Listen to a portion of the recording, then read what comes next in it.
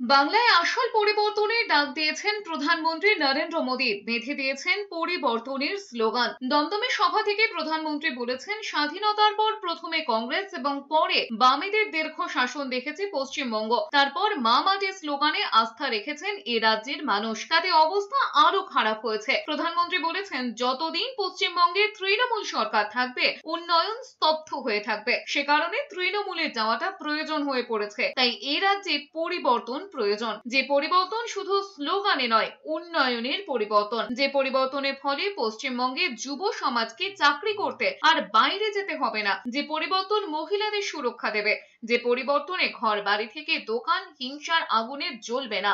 যে পরিবর্তনের মাধ্যমে কৃষকদের উন্নতি হবে। যে পরিবর্তনে অপরাধী দুর্নীতিবাজরা সরকারে নয় জেলে থাকবে। শেষে তিনি বলেছেন, তৃণমূল গেলেই তবে আসল পরিবর্তন হবে। जहां सुशासन होगा, गरीब से गरीब भी सम्मान का जीवन जिएगा। और ये सच्चा परिवर्तन सिर्फ और सिर्फ भाजपा ही ला सकती है। और इसलिए बंगाल के घर घर में हमें एक बात पहुंचानी है। बंगाल के हर कोने से एक ही आवाज आनी चाहिए, बाजते चाय बीजेपी ताई।